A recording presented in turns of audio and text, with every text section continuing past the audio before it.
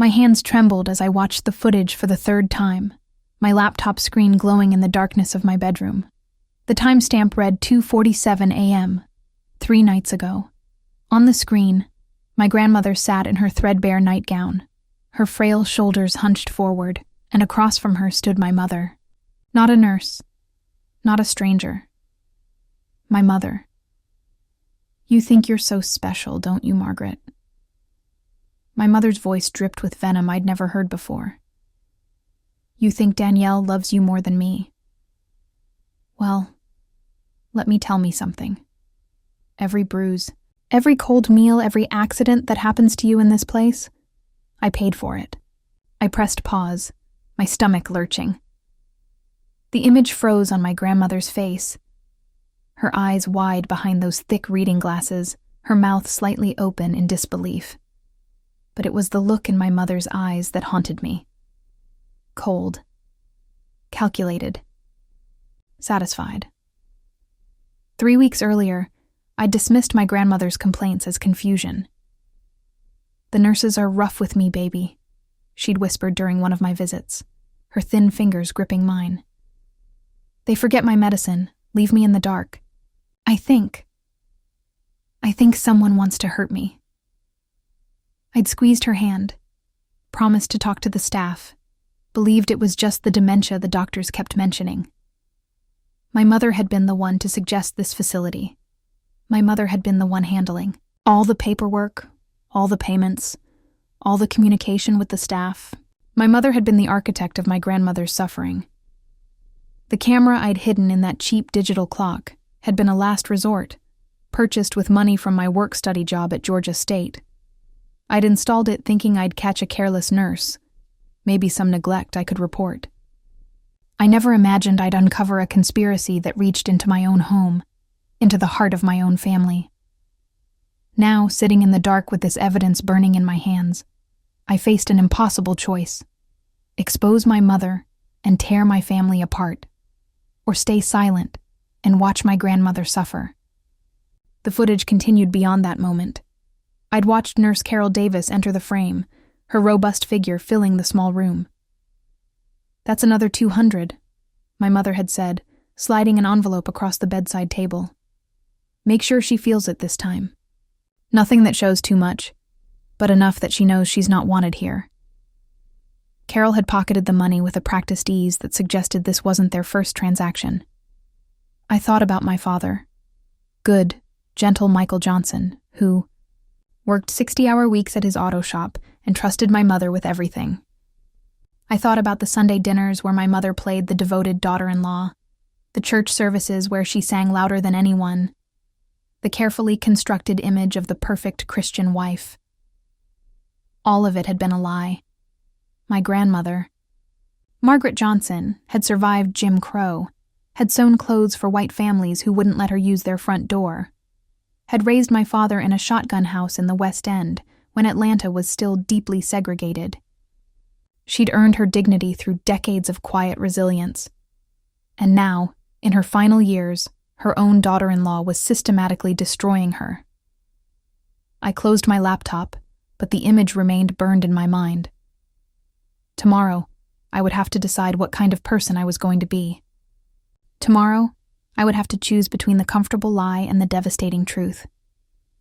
But tonight, all I could do was cry for the woman who'd taught me to braid my hair, who'd shared her stories of old Atlanta, who'd never done anything to deserve this betrayal. The question wasn't whether my mother had done this. The footage proved that beyond doubt. The question was what I was going to do about it, and whether my family would survive what came next. Before we continue, I want to hear from you. What city are you watching this from? Drop your location in the comments below. Your support means everything as I share this painful truth. I should have known something was wrong the day my mother volunteered to handle everything. It was late March, and Atlanta was doing that thing it does every spring, teasing us with 70-degree days before slamming us with surprise cold fronts. I was sitting in my apartment near campus, surrounded by journalism textbooks and half-empty coffee cups, when my father called. His voice had that weighted quality that meant bad news. "Your grandmother fell again," he said. "Third time this month. The doctor says we need to think about other living arrangements." My chest tightened. Grandma Margaret had lived in the same house on Ashby Street for 43 years. The house she and my grandfather bought in 1982, back when that neighborhood was still rebuilding its pride after white flight. That house held everything. The kitchen where she'd taught me to make her famous peach cobbler. The porch where she'd told me stories about growing up in rural Georgia. The sewing room where she'd created magic with fabric and thread. "What kind of arrangements?" I'd asked, though I already knew. "An assisted living facility. Your mother's been researching places. She found one that takes our insurance, has good reviews, peaceful gardens over in Decatur." Even then, something had flickered in my gut. My mother, Lisa, had never been close to my grandmother. Oh, she played the part during holidays and church functions. But I'd seen the tight smiles, heard the subtle digs disguised as concern. "Margaret, are you sure you should be eating that? You know, at your age." Or, "Michael, your mother really should consider updating her wardrobe. People will think we're not taking care of her." But my father loved my mother with the kind of blind devotion that comes from growing up without much affection. His own father had died when he was 12, and Margaret had raised him alone, working double shifts at the textile factory. Maybe he'd spent so long watching his mother sacrifice that he'd fallen for the first woman who seemed to promise him ease, comfort, a life where he wouldn't have to struggle. Lisa had come from a different world. The daughter of a successful dentist from the suburbs, educated, refined. She'd met my father at a church mixer when they were both in their late 20s. I'd seen their wedding photos, my father's broad, honest face glowing with disbelief at his good fortune, my mother's practiced smile that didn't quite reach her eyes. And always, in the background of those photos, my grandmother, watching, present, but somehow apart. The move happened quickly. Too quickly, I realize now. 1 week my grandmother was in her house, surrounded by her things, her memories. The next, she was in a sterile room at Peaceful Gardens, with generic landscape paintings and furniture that smelled like industrial cleaner. I visited her the second day. I'd driven my beat-up Honda through Decatur, past the gentrified downtown with its trendy restaurants and craft breweries, into an area that still held pockets of old Atlanta. Peaceful Gardens sat behind a wrought iron fence, a sprawling brick building that tried to look homey but failed. Everything about it screamed institution. The front desk receptionist barely looked up when I signed in. Down fluorescent-lit hallways, past rooms where elderly residents sat silent in front of television sets, I found my grandmother's room. Number 237. She was sitting in a chair by the window, staring out at a parking lot. She'd lost weight. Her nightgown hung loose on her frame. When she turned to look at me, her eyes took a moment to focus. "Danielle, baby girl." I knelt beside her chair, taking her hand. Her skin felt paper-thin, the veins prominent. "Hey, Grandma. How are you settling in?" She glanced toward the door, then leaned close. "I don't like it here, baby. The nurses, they're not kind. What do you mean? Are they not helping you? They forget things. My medicine comes late, sometimes not at all. And they're rough, you know, when they help me to the bathroom, when they change my sheets. Like I'm not a person, just a thing to be handled." I'd squeezed her hand, my journalist instincts kicking in. "Who specifically? What are their names?" But she'd shaken her head, suddenly vague. "I don't know, baby. I get confused sometimes. Maybe I'm making it up. Your mother says I get confused. That stopped me cold. My mother was here?" "Oh yes, she visits." Something flickered across my grandmother's face. Fear? "She comes to check on me. Makes sure I'm behaving." The word choice was odd. Behaving. Like my grandmother was a child who needed discipline rather than a woman who'd earned respect through 8 decades of dignified living. I stayed for 2 hours that first visit, helping her organize her things, pinning up old photos on the corkboard. Pictures of my grandfather in his army uniform, pictures of my father as a little boy, gap-toothed and grinning, pictures of me at every age, first day of school, high school graduation, the day I got accepted to Georgia State. "You're the only one who comes regular," she said as I prepared to leave. "Your father, he's busy with work. Your mother, well..." She trailed off, but her meaning was clear. I kissed her forehead, promised to come back soon. But as I walked down that hallway, past the nurse's station where two women in scrubs scrolled through their phones, ignoring an elderly man calling for help, that flicker in my gut grew into something bigger. Something insistent. Over the next 2 weeks, I visited every other day, fitting it around my classes and my work-study job at the university library. Each visit revealed new concerns. My grandmother's room was often too cold or too hot. Her call button was sometimes broken. Meals arrived late, if at all. Once I found her still in bed at 2 p.m, her sheets unchanged, a smell of urine faint in the air. They said they'd come back to help me, she whispered, ashamed. But they never did. I'd marched to the nurse's station, my voice sharp. My grandmother needs assistance. Now. The nurse on duty, a younger woman with her hair in a tight bun, had looked at me with practiced patience. We're short-staffed today. Someone will get to her. She's been waiting for hours. Ma'am, all our residents have needs. We do our best to prioritize. The dismissal in her voice, the way she'd already turned back to her computer, it enraged me. But more than that, it confused me. Peaceful Gardens had good reviews online. My mother had chosen it specifically because of its reputation.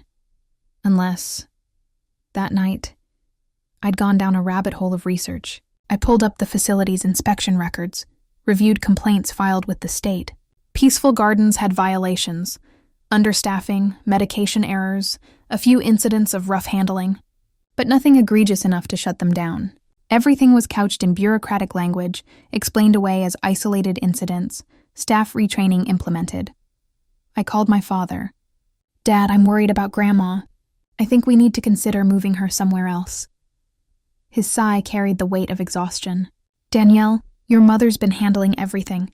She says the staff tells her your grandmother is adjusting fine. These things take time. The staff? I'd pressed. Or a specific nurse? I don't know, honey. Your mother handles all that. I trust her judgment. And there it was, the pattern I'd been too close to see. My mother controlling the narrative, filtering information, building a wall between my grandmother and anyone who might advocate for her. My father, exhausted from work and trained by decades of marriage to defer to his wife's management of family matters, simply accepted what he was told. But I'd grown up watching my grandmother advocate for herself when no one else would. I'd heard her stories about sitting at the colored lunch counter, about registering to vote when it was still dangerous, about demanding fair pay when the white ladies she sewed for tried to cheat her. Margaret Johnson had never accepted mistreatment quietly, and neither would I. The next visit, I came with my notebook, writing down every detail. The bruise on my grandmother's forearm that she couldn't explain, the meal tray with cold, congealed food, the way she flinched when footsteps approached her door. I documented everything with the methodical attention I'd learned in my journalism classes. Professor Hayes always said, "Good reporting requires both observation and instinct. Trust your gut but verify everything." My gut was screaming. Now I needed verification. That's when I remembered the conversation I'd overheard 2 weeks earlier. My mother on the phone in the kitchen, her voice low. I'd come home unexpectedly between classes, and she hadn't heard me enter. "I just need to make sure the message is clear," she'd been saying. "Margaret needs to understand that this is where she belongs now. No, not hurt. I'm not asking you to hurt her. Just make it uncomfortable. Make her grateful when someone shows her basic kindness." I'd frozen in the hallway, my bag heavy on my shoulder. Then my mother had laughed, a sound that chilled me. "Trust me, I know exactly what I'm doing. She'll break eventually. They all do." At the time, I'd convinced myself I'd misheard, misunderstood. My mother couldn't be talking about my grandmother. She wouldn't. But now, standing in that institutional room, watching my grandmother's hands shake as she tried to drink water from a plastic cup, I couldn't deny the truth any longer. Something was very, very wrong at Peaceful Gardens, and my mother was somehow involved. The Sunday dinner should have been my first real clue, but I was still trying to convince myself I was being paranoid.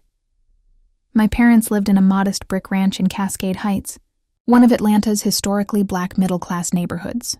Growing up, Sunday dinner had been sacred. My grandmother would come over after church, and we'd spend the afternoon eating my mother's pot roast, watching football with my father, arguing about everything from politics to whether Outkast or Goody Mob was the better Atlanta hip-hop group. But this Sunday, late April, my grandmother wasn't there. She was at Peaceful Gardens, of course, and I'd already visited her that morning before church. She'd seemed more withdrawn than usual, her responses delayed, her eyes unfocused. When I'd asked if she was feeling all right, she'd simply patted my hand and said, "I'm tired, baby." Just so tired. At my parents' house, my mother had outdone herself. Pot roast, collard greens, mac and cheese, cornbread. The kind of meal that said loving family in every dish. I'd helped set the table, watching my mother move around the kitchen with practiced efficiency, her pressed church dress protected by a designer apron. "How's Grandma really doing?" I'd asked, trying to keep my voice casual. My mother didn't look up from the greens she was plating. "She's fine, Danielle. Adjusting takes time. She seems worse to me, confused, and she's got bruises." "She's 82 years old," my mother interrupted, her tone sharp. "Elderly people bruise easily. The nurses have explained this multiple times." I'd set down the stack of plates with more force than necessary. "Which nurses? Because when I ask questions, nobody seems to know anything." Finally, my mother looked at me. Her eyes, light brown, striking against her carefully maintained complexion, held something I couldn't quite read. "Danielle, I know you're studying journalism and you think you need to investigate everything, but this isn't a story. This is your grandmother's life, and she needs stability, not you constantly stirring things up." Stirring things up? The phrase felt like a slap. I'm trying to make sure she's being cared for properly. And I'm telling you she is. My mother's voice had that quality of finality I'd known my whole life. The tone that said discussion over. Subject closed. The facility knows I check in regularly. They know I expect quality care. If there were real problems, they'd tell me. My father had walked in then, wiping his hands on a towel, oblivious to the tension. "Something smells incredible. Lisa, you've outdone yourself." And just like that, my mother's face transformed. Soft smile, gentle eyes, the perfect devoted wife. "Just trying to take care of my family, honey." We'd eaten mostly in silence, my father filling the gaps with talk about a complicated transmission rebuild he was working on. I'd watched my parents across the table, my father's genuine contentment, his appreciation for the meal and the moment, and my mother's performance of domestic perfection. It struck me then how much of marriage I'd never understood, how many layers existed beneath the surface of what I'd always accepted as normal. After dinner, I'd helped with dishes, hoping to find a moment alone with my father. My mother excused herself to take a phone call, just coordinating with the church committee, and I'd seized my chance. "Dad, I'm really worried about Grandma. Will you come visit her with me this week? I want you to see what I'm seeing." He dried a plate slowly, his expression troubled.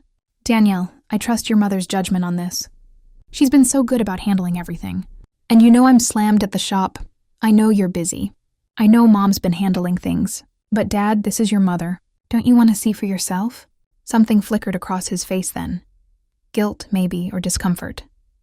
"Your grandmother and your mother have never really gotten along. You know that. Maybe it's better if your mother handles the facility communication. Keeps things less complicated. Less complicated?" I'd turned to face him fully, sudsy water dripping from my hands. "Dad, what are you actually saying?" He'd set down the dish towel, his broad shoulders slumping. "Look, baby girl. Family dynamics are complex. Your grandmother, she never thought your mother was good enough for me. Made that clear from the start. And your mother, well, she's tried. But after years of subtle criticism, of feeling judged, can you blame her if she's not as emotionally invested in your grandmother's care?" The admission hung in the air between us. My father had basically acknowledged that my mother's care for my grandmother was perfunctory at best, possibly neglectful at worst, and he was asking me to accept this as normal family dysfunction. "So that makes it okay?" I'd asked quietly. "The fact that they don't like each other means Grandma doesn't deserve proper care?" "That's not what I'm saying. Don't put words in my mouth, Danielle." But it was exactly what he was saying, whether he admitted it or not. He'd chosen the path of least resistance, the route that kept his own life peaceful, even if it meant his mother suffered. I'd left shortly after, claiming homework, but really just needing space from the cognitive dissonance of that house. On the drive back to my apartment, I'd called my best friend, Jasmine. "Girl, you need to document everything," she'd said immediately. Jasmine was pre-law at Spelman, sharp as hell, and had zero patience for injustice. Get names, times, specific incidents. Build a case. A case against my own mother, if that's what it takes. Her voice softened. "Danny, I know this is hard, but think about Mrs. Margaret.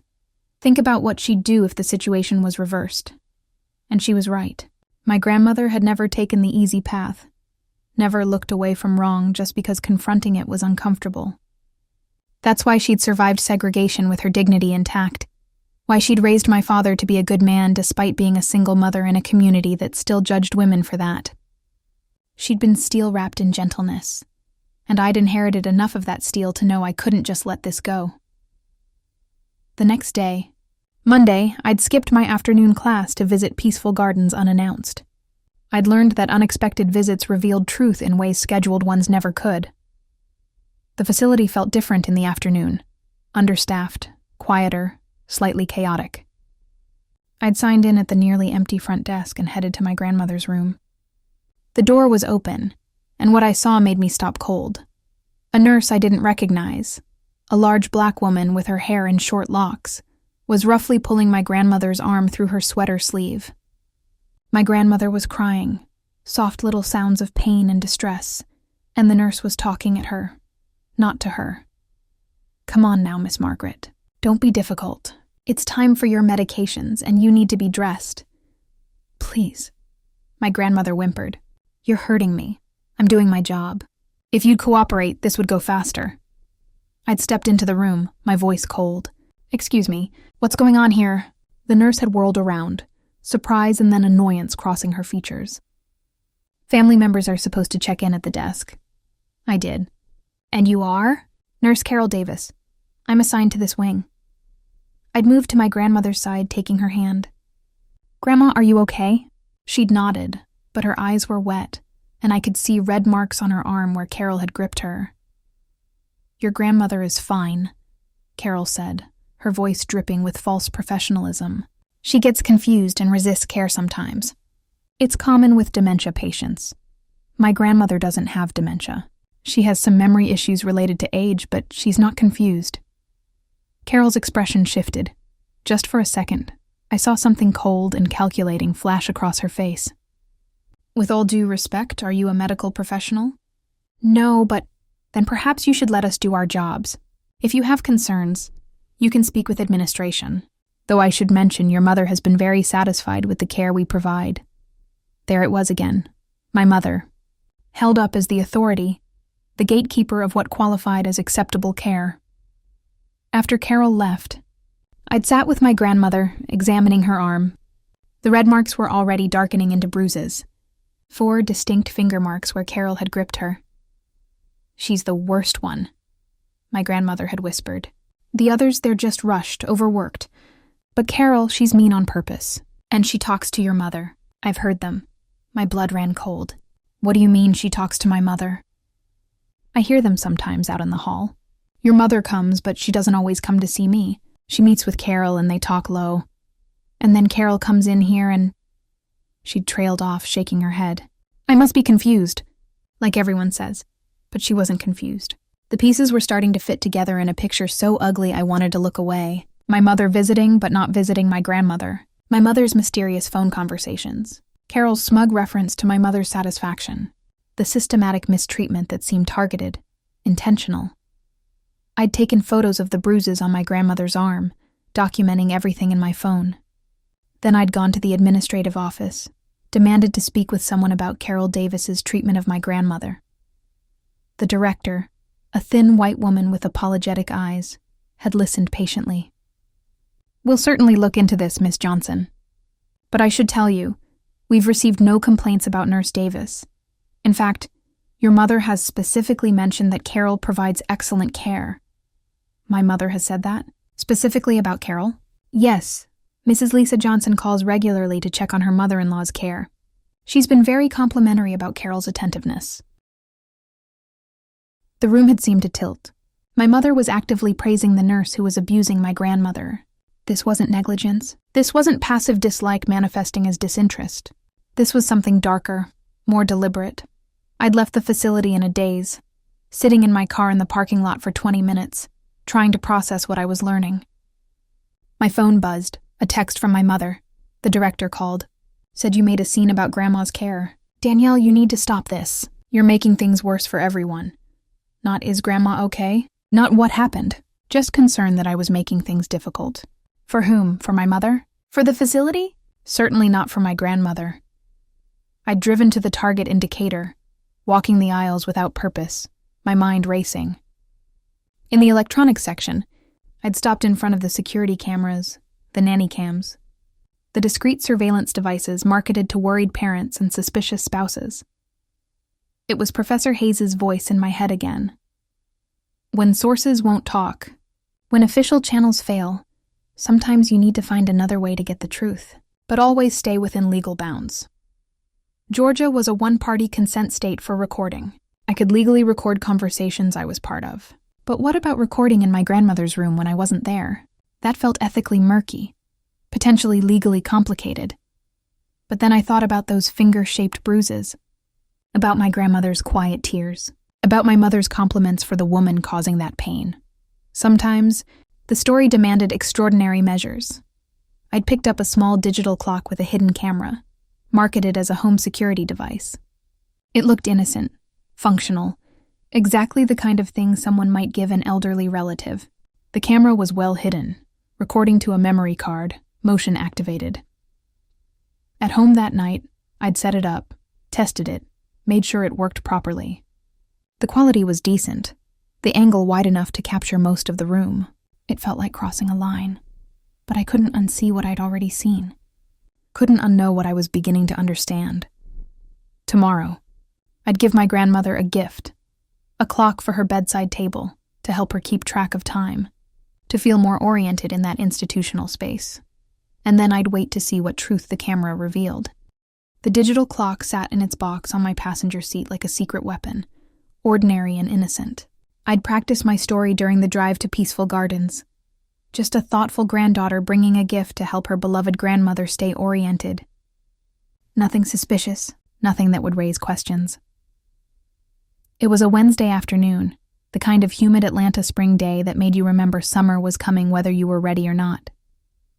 I'd skipped my investigative journalism seminar to make this visit, which felt appropriately ironic. Professor Hayes was probably discussing ethics in undercover reporting while I was about to plant a hidden camera in my grandmother's nursing home room. The guilt sat heavy in my chest, but not as heavy as the weight of those bruises I'd photographed 2 days ago. I signed in at the front desk, where a new receptionist barely glanced at me before returning to her phone. The hallway to my grandmother's wing smelled like overcooked vegetables and industrial disinfectant, a combination that always made my stomach turn. Room 237 was quiet when I approached, the door halfway open. My grandmother was asleep in her chair by the window, her head tilted at an uncomfortable angle, mouth slightly open. She looked so small, so fragile.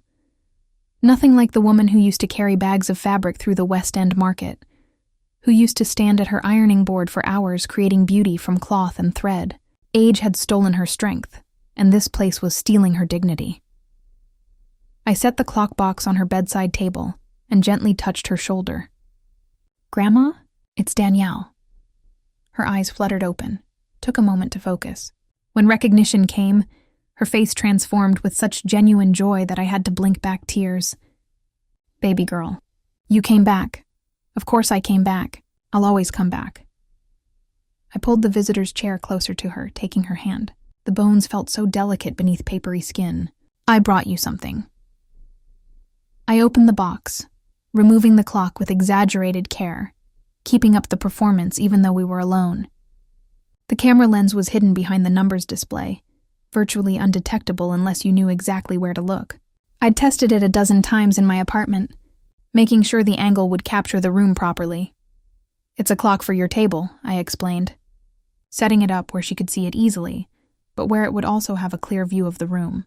"I know you said you get confused about what time it is in here. This one has big numbers, and it lights up at night." She squinted at it, adjusting her reading glasses. "That's thoughtful, baby. Real thoughtful. I'm going to plug it in right here, okay? That way it'll always be charged and working. The outlet was perfectly positioned. The clock would sit on her bedside table, looking helpful and harmless, while recording everything that happened in this room. Every interaction with nurses, every visit from family members, every moment of my grandmother's life in this place that claimed to provide peaceful care. The nurses treating you any better? I asked, keeping my voice casual while I set up the clock. She glanced at the door, a habit I'd noticed she'd developed, always checking to see who might overhear. Same as before. Some are nice enough. Rushed but nice. Carol, though, she shook her head. That woman has a meanness in her, Danielle. A real meanness. Has she hurt you again? She doesn't hit, if that's what you're asking. But she knows how to hurt without leaving marks. Grips too tight when she's helping me walk. Leaves me on the toilet too long, says she forgot. Brings my food cold, then acts like I'm ungrateful when I can't eat it. My grandmother's voice dropped to a whisper, and I hear her talking to your mother. I told you that before, didn't I? Or did I dream it? You told me. You're not dreaming, Grandma. She looked at me with such relief that it broke something inside me. Everyone else had been telling her she was confused, imagining things, suffering from dementia that would explain away any complaint. I was the only one who believed her, and she'd been carrying that burden of not being believed like a stone. What do they talk about when you hear them? I can't make out the words, mostly. But the tone. Your mother's tone gets sharp, pointed. Not the voice she uses in church or at Sunday dinners. Her real voice, the one she thinks nobody hears. My grandmother paused, choosing her words carefully. Your mother never wanted me to be part of your life, you know. She tolerated me because your father insisted. But now that I'm here, now that she's the one in control. She trailed off, but the implication hung between us. I wanted to defend my mother, wanted to find some explanation that made sense of all this. But I couldn't. Not after what I'd seen, what I'd heard, what I was beginning to understand about the woman who'd raised me. Grandma, I need to ask you something important. If I found proof that someone was deliberately mistreating you, would you want me to do something about it, even if it meant causing problems in the family? She looked at me for a long moment, her dark eyes still sharp despite her age. Baby girl, I'm 82 years old. I survived things you can't imagine. Segregation, poverty, being a black woman alone in a world that didn't value black women. I didn't survive all that just to spend my last days being tortured by my own daughter-in-law. Her grip on my hand tightened with surprising strength. Whatever you need to do, you do it. I trust you. The weight of that trust settled on my shoulders like a mantle. This woman had fought her whole life for dignity, for respect, for the right to be treated like a human being, and now she was asking me to fight for her when she no longer had the strength to fight for herself. We spent the next hour like we used to when I was younger.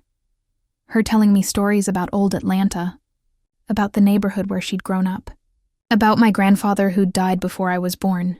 She told me about the first time she'd ridden in the front of the bus after integration, how she'd cried not from joy, but from the exhaustion of having fought so long for something that should have always been hers. You got my fighting spirit, she said at one point. Your father, he's a good man, but he learned to keep his head down. Survival strategy for a black boy growing up when he did. But you, Danielle, you got that fire. Don't let anybody dim it, you hear me? Not even family. When I left, I kissed her forehead and promised to return in 2 days. The clock sat innocently on her bedside table, its red numbers glowing. 3:47 p.m. The camera behind those numbers was already recording, storing everything on the memory card I'd be able to remove and review.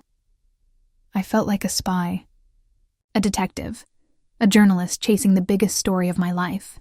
But I also felt like a traitor, setting up surveillance in my grandmother's room, preparing to expose my own mother. The ethical lines were blurred beyond recognition, and I wasn't sure anymore where legitimate investigation ended and violation of privacy began. In the parking lot, I sat in my car and pulled out my phone, opening the Notes app where I'd been documenting everything. I added today's date, the time, details about my conversation with my grandmother. Then I created a new note titled Camera Installation and recorded exactly what I'd done, where I'd placed the device, why I'd made this choice. If this went to court, and I was beginning to think it might, I needed a clear record of my actions, my reasoning, my methodology. Professor Hayes always said that the best journalism could withstand scrutiny, that transparency about your methods was as important as the truth you uncovered. My phone buzzed with a text from Jasmine. "Did you do it?" "Yeah," I typed back. "Now we wait. How long?" That was the question. How long would I let the camera record before I reviewed the footage? A day? A week? Long enough to establish a pattern, certainly. Long enough to capture something damning if there was something to capture. A week, I decided, typing it out. "I'll check it next Wednesday." "You're stronger than me, girl." I'd be checking that footage every day, but I couldn't do that. Constant visits to my grandmother's room to check the camera would draw attention, and the whole point was to capture what happened when I wasn't there. I needed to see how Carol treated my grandmother when she thought no one was watching. I needed to catch my mother when she came to coordinate with her accomplice. The word accomplice felt too dramatic, too criminal. But what else would you call someone who paid another person to mistreat a helpless elderly woman? I drove back to campus, but I couldn't focus on homework or catch up on the class I'd missed. Instead, I found myself in the library, pulling up everything I could find about elder abuse. The statistics were staggering. 1 in 10 elderly Americans experienced some form of abuse, and those were just the reported cases. Most abuse went unreported because the victims were too afraid, too confused, or too dependent on their abusers to speak up. And when the abuser was family, the numbers got even worse. Financial exploitation by relatives, emotional abuse disguised as caregiving, physical mistreatment rationalized as necessary for their own good. I read case studies that made my stomach turn. Stories of elderly people left to suffer by the very children they'd raised and sacrificed for. But I didn't find anything quite like what I suspected was happening to my grandmother. This wasn't a family member directly abusing an elderly relative. This was something more insidious. Outsourcing the abuse, paying someone else to do the dirty work while maintaining plausible deniability. My mother could visit, could act concerned, could play the dutiful daughter-in-law while knowing that behind the scenes, Carol was making my grandmother's life miserable. It was brilliant in its cruelty. And if I was right about what I'd uncover on that camera, it was also potentially criminal. That night, I barely slept. I kept thinking about that clock on my grandmother's bedside table, its camera eye watching in the dark, recording evidence I both desperately wanted and deeply feared. What if I found nothing? What if my suspicions were just paranoia, family dysfunction blown out of proportion by my overactive journalist's imagination? But worse, what if I found exactly what I feared? What if the camera proved that my mother, the woman who'd raised me, who'd made me breakfast before school and attended every parent-teacher conference, who sang in the church choir and organized charity drives, was capable of such calculated cruelty? Could I live with that knowledge? Could I expose her? Could I tear my family apart to save my grandmother? The questions haunted me through the sleepless night. And I still didn't have answers when dawn broke over Atlanta, painting the sky in shades of pink and gold that promised another humid day. The camera was recording. The truth was accumulating, frame by frame, on a memory card no bigger than my thumbnail. And in 1 week, I would have to find the courage to face whatever that truth revealed. The week crawled by like something wounded. Every day felt stretched thin, hours expanding into eternities while I waited for Wednesday to come around again. I threw myself into schoolwork, picking up extra shifts at the library, anything to keep my mind from obsessing over what might be recording on that tiny memory card. I visited my grandmother twice during those 7 days, forcing myself to act normal. Each visit I'd glance at the clock on her bedside table, innocent, helpful, betraying nothing of its true purpose. The red numbers glowed steadily, 2:15 p.m., 4:30 p.m., whatever time I happened to arrive. And behind those numbers, the camera watched and recorded. My grandmother seemed slightly better during those visits, or maybe I just wanted to believe she was. She complained less about the staff, though she still flinched when footsteps approached her door. I'd hold her hand and tell her about my classes, about the article I was writing for the student newspaper about gentrification in historic Atlanta neighborhoods. She'd listen with genuine interest, asking questions that proved her mind was still sharp, despite what everyone kept suggesting. "You're going to be a real journalist," she said during my second visit. "Not the kind that just reports what powerful people want heard. The kind that digs for truth, no matter who it makes uncomfortable." If only she knew how uncomfortable I was about to make everyone. On Tuesday night, I barely slept. I lay in my narrow apartment bed, staring at the ceiling, rehearsing what I might find. Best case scenario, nothing actionable, just normal nursing home interactions that would prove my suspicions wrong. Worst case, evidence so damning that I'd have no choice but to act, no matter the consequences. I hadn't told my parents I was visiting on Wednesday. Hadn't mentioned anything about the clock or my concerns beyond that one conversation with my father after Sunday dinner. My mother had texted me twice that week, once reminding me about an upcoming church event, once asking if I needed money for textbooks. Normal mother-daughter exchanges that felt grotesque given what I suspected her of orchestrating.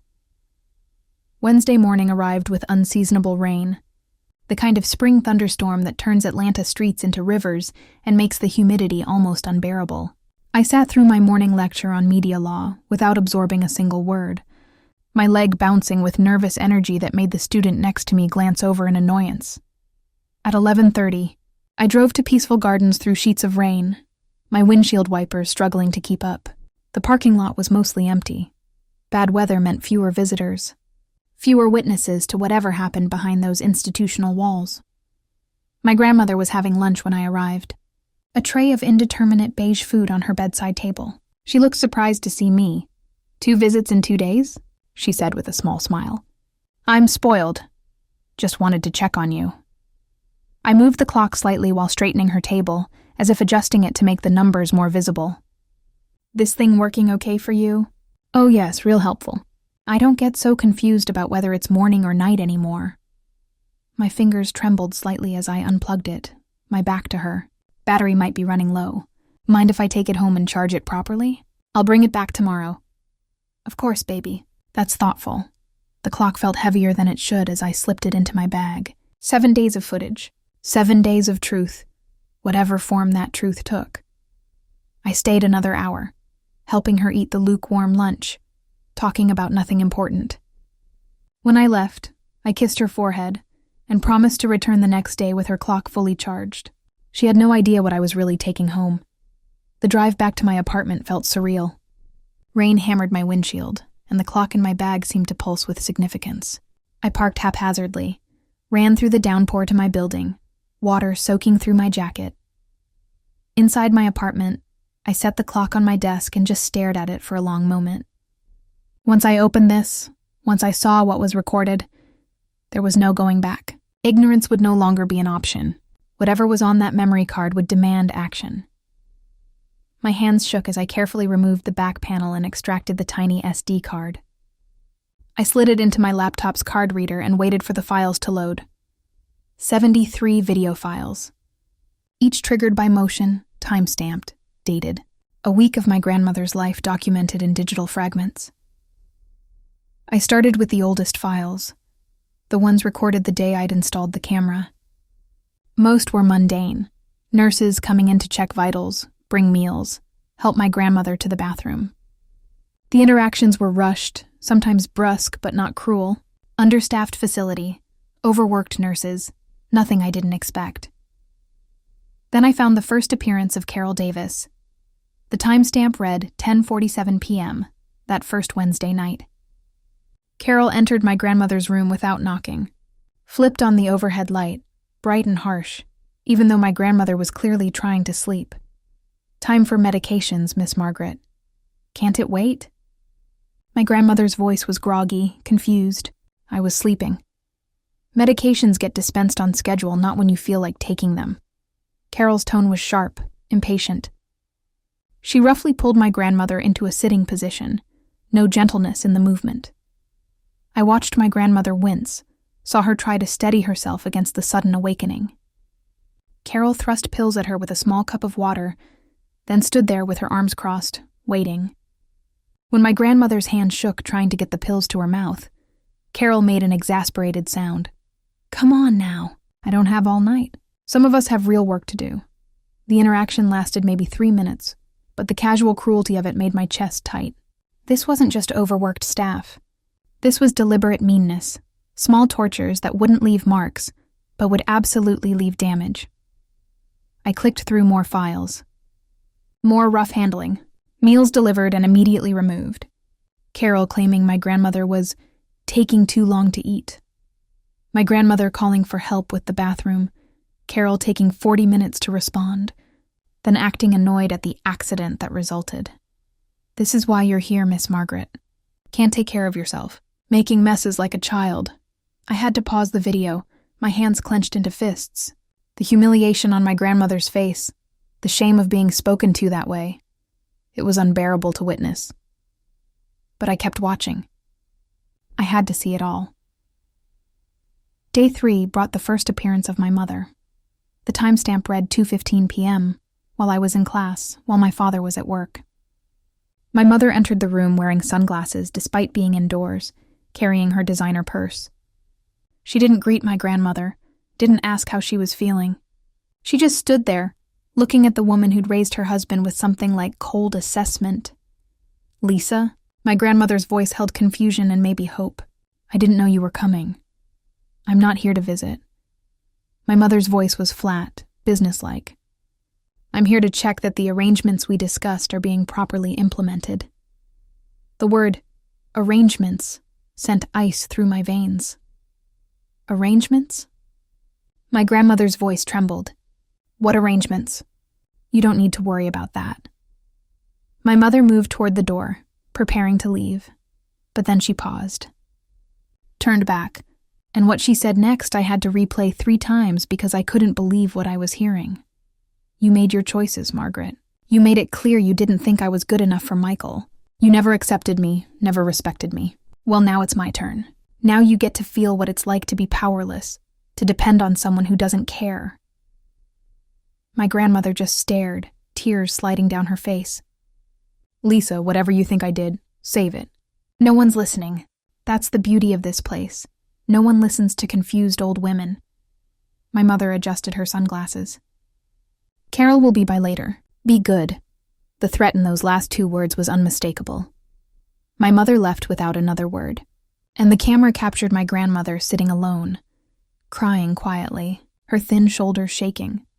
I had to stop the video, had to stand up, pace my small apartment, try to process what I'd just witnessed. This wasn't suspicion anymore. This wasn't paranoia or family dysfunction. This was evidence. Clear, damning, undeniable evidence that my mother was deliberately orchestrating my grandmother's suffering. But I forced myself to sit back down. To keep watching, because if I was going to do something about this, I needed to see everything. The file from that evening showed Carol entering around 9 p.m. She walked straight to my grandmother's bed, yanked the blanket off roughly. I hear you had a visit from your daughter-in-law today. I hope you were grateful for her attention. Please, my grandmother said. I don't understand what's happening. Why is everyone being so cruel? Carol leaned close, her voice low and mean. Because Mrs. Lisa pays me to be. Simple as that. She wants you to know your place, and I'm happy to help, for the right price. The casual admission of it, the lack of any shame or hesitation, made me feel sick. This wasn't even hidden. Carol knew exactly what she was doing, and didn't care because she believed my grandmother was powerless, that no one would believe her even if she tried to tell. I watched 3 more days of footage. The pattern was clear and consistent. Carol's targeted meanness, cold meals, rough handling, medication forgotten, long waits for bathroom assistance. And twice more, my mother appeared, never staying long, never actually visiting, just checking in with Carol in the hallway where my grandmother could hear their low voices, but not make out words. On day 6, I found the smoking gun. My mother met Carol in my grandmother's room while my grandmother was at a scheduled activity in the common area. The camera captured everything. My mother pulled an envelope from her purse, clearly full of cash, and handed it to Carol. Keep up the good work, my mother said. Make sure she understands that this is where she belongs now. No comfort, no dignity, just consequences. What exactly did she do to you? Carol asked, counting the bills. That's not your concern. Just do what you're paid for. Carol shrugged. Your money, your revenge. I'm just the hired help." They both laughed, actually laughed, and then discussed specifics. How rough Carol should be during transfers. Whether to accidentally leave the window open overnight when rain was forecast. Small cruelties that would maximize discomfort without causing obvious injury. I sat frozen. The video paused on my mother's face. Even in the grainy footage, I could see her expression, satisfied, almost pleased. This was the woman who'd raised me, who'd taught me to pray before meals, who'd helped me with homework and driven me to soccer practice. This was also a woman capable of paying someone to torture an elderly woman whose only crime was never fully accepting her. My phone buzzed. A text from my father. "Your mother made pot roast. Want to come for dinner?" I stared at that message for a long time. The banality of it, the normalcy, the assumption that everything was fine while his mother suffered in an institutional room and his wife orchestrated that suffering. I took a deep breath and responded. "Can't tonight, studying. Tell Mom I said thanks, though." The lie felt necessary. I wasn't ready to confront them yet. Not until I'd watched all the footage, documented everything, decided on a plan, but I had evidence now. Real, undeniable, potentially criminal evidence. The question was, what I was going to do with it. I spent that night making copies of everything. The video files went onto 3 separate flash drives, one for me, one hidden in my apartment, one I mailed to Jasmine with instructions to only open if something happened to me. It felt dramatic, but the evidence I had was explosive enough to warrant caution. By Thursday morning, I'd watched every single file, 73 videos that painted an irrefutable picture of systematic abuse orchestrated by my own mother. I'd documented it all in a detailed spreadsheet. Dates, times, specific incidents, exact quotes where the audio was clear enough. The evidence was overwhelming. Carol's rough handling, my mother's cash payments, the explicit discussions of how to maximize my grandmother's suffering without leaving obvious marks.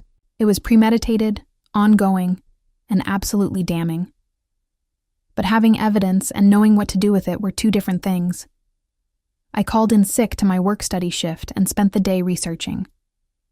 Georgia's elder abuse laws were clear. What my mother and Carol were doing was criminal. Neglect, financial exploitation, emotional abuse. Depending on how aggressive a prosecutor wanted to be, they could face serious charges. I could go to the police. Walk into a station with my laptop and flash drives. Show them everything. Let the legal system handle it. Clean, simple, official, except it would destroy my family. My father would be devastated. My mother would go to jail, and my grandmother, already fragile, would have to testify, relive the abuse, become the center of a public spectacle, or I could confront my mother privately, show her the footage, demand she stop, threaten to expose her if she didn't. It would keep things contained, avoid the legal system's brutality, maybe allow for some kind of family reconciliation, except Carol would face no consequences. The pattern would remain unbroken. And what guarantee did I have that my mother would actually stop, rather than just get better at hiding it? My phone rang. My father's name on the screen. I let it go to voicemail. Couldn't handle talking to him while this knowledge burned inside me. His message was brief. "Hey, pumpkin. Haven't heard from you in a few days. Just checking in. Love you." The casual affection in his voice made my throat tight. How could I tell him? How could I show him video of his wife, the woman he trusted completely, paying someone to abuse his mother? I thought about what my grandmother had said. Whatever you need to do, you do it. She'd survived segregation, poverty, discrimination. She'd fought for dignity her entire life. And now she was asking me to fight for her when she no longer could. The decision crystallized then. This wasn't just about my family's comfort or avoiding scandal. This was about justice for a woman who'd earned it through 8 decades of resilience. This was about standing up to evil even when it wore a familiar face. I had to tell my father. Had to show him the truth. Whatever came after, legal proceedings, family rupture, public exposure, we'd face together. But he deserved to know. Deserved to see what his wife had become. What she'd been doing while he worked long hours trusting her to manage his mother's care. I texted him. "Dad, I need to talk to you. Tonight. Alone. It's about Grandma and it's urgent." His response came immediately. Is she okay? Should I go to the facility? She's safe for now, but I need to show you something. Can you meet me at my apartment at 7? Please don't tell Mom. A longer pause this time. Then, this sounds serious. It is. Please, Dad. Just you. Okay, I'll be there. I spent the afternoon preparing. I organized the video clips chronologically, created a timeline, wrote out notes to help him understand what he was seeing. This had to be clear, irrefutable, impossible to explain away or minimize. At 6:30, I paced my small apartment, rehearsing what I'd say. How do you tell your father that his wife is a monster? How do you shatter someone's entire understanding of their life? The knock came at 7 exactly. My father stood in the hallway looking worried, still wearing his work clothes. Jeans stained with grease, a flannel shirt, steel-toed boots. His face, so much like my grandmother's, creased with concern. Danielle, what's going on? I stepped aside to let him in. Sit down, Dad. Please. What I'm about to show you is going to be really hard to see. He lowered himself onto my small couch, his large frame making the furniture look even smaller. His hands rested on his knees, and I could see the calluses from decades of mechanical work, the permanent grease stains under his nails. These were honest hands, hard-working hands, hands that had never deliberately hurt anyone. You're scaring me, baby girl. I'm scared too. I sat across from him with my laptop, taking a breath that felt too shallow. Dad, for the past few weeks, I've been worried about how Grandma's been treated at Peaceful Gardens. She kept telling me things that didn't sound right. Rough nurses, missed medications, feeling like someone wanted to hurt her. He nodded slowly. Your mother mentioned you've been making complaints at the facility, because there was reason to complain. I pulled up the first video file. Last week, I installed a hidden camera in Grandma's room. I needed to see what was happening when no one was watching. His eyes widened. Danielle, that's legal. Georgia's a one-party consent state, and it's Grandma's room. But Dad, what I found... My voice cracked. It's worse than I imagined. And it involves Mom. I watched the color drain from his face. What are you talking about? Instead of answering, I turned the laptop toward him and pressed play on the first clip. Carol roughly handling my grandmother during the medication distribution. He watched silently, his jaw tightening. Then I showed him the meal incidents, the bathroom delays, the casual cruelty. This is neglect, he said, his voice hard. This nurse needs to be reported, fired. Keep watching. I played the clip of my mother's first visit. The timestamp visible in the corner, my mother's voice clear and unmistakable. I'm not here to visit. I'm here to check that the arrangements we discussed are being properly implemented. My father went absolutely still. I could see him processing, trying to find an innocent explanation for what his wife had just said. Then came the devastating line. You made it clear you didn't think I was good enough for Michael. You never accepted me, never respected me. Well, now it's my turn. Now you get to feel what it's like to be powerless. No. The word came out strangled. No, that can't be. Lisa wouldn't. There's more, Dad. You need to see all of it. I showed him Carol's admission about being paid. Then the video of the cash exchange. My mother's explicit instructions about maximizing discomfort without leaving marks. The laughter. The casual discussion of my grandmother's suffering as if it were simply a business transaction. My father's face went through a progression of emotions. Disbelief, confusion, dawning horror, and finally, a grief so profound it was painful to witness. His hands covered his face and his shoulders began to shake. 24 years, he said, his voice muffled. I've been married to her for 24 years. How did I not see this? How did I not know she was capable of... She hid it well, Dad. From everyone. He looked up at me, his eyes red. My mother. My own mother. Lisa's been... He couldn't finish the sentence. Stood abruptly, paced my small living room like a caged animal. I need to confront her. Right now. I need to hear her explain. Dad, wait. We need to think this through. I stood too, putting myself between him and the door. This isn't just about confrontation.